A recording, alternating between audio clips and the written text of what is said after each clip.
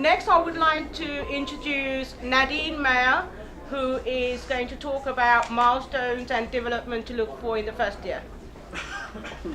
Hi, welcome everybody. Just a little bit about myself. I actually fell into the field, I think, of special education because I have a brother with Down syndrome, and so grew up around that field and fell into it. And have been working with children with special needs and those without any identified special needs for the past few years, and have slowly come to realize that sometimes it's not only about the children, and a lot of times it's the parents and the families who need more support. And I feel here in New York City there is a lot out there for kids, and not as much out there for parents. And so I'm slowly shifting my focus to work with parents, mainly on behavioral issues that come up. And that doesn't just mean, tantrums, crying, screaming behavior, but also toilet training, sleeping issues, feeding issues, anything that happens really from about 1 year on. Again, there's specialists here that are definitely specialized in the first few months of after birth, but I'm here to kind of talk about some milestones that you can look out for. I've created this sheet that's in your gift bags, but of course is not by any means comprehensive. I chose just some things to look out for in each phase of life from birth up to 8 years.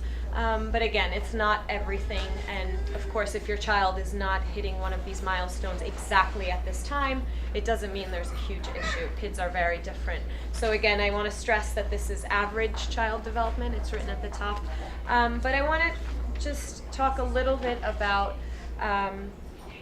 children in about the first year, 1 to 2 years, and how, on this sheet you'll see things like, I will start showing you my independence.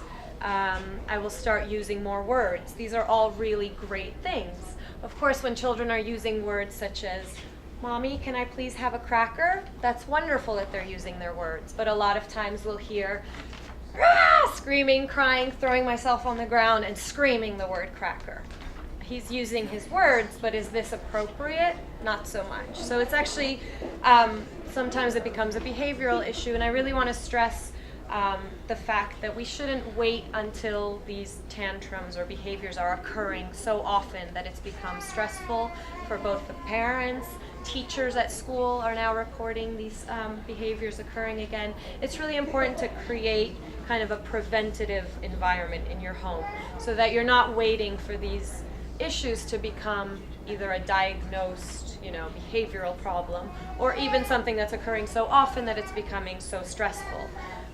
So that's kind of the point I want to bring home, is prevention is really the key here.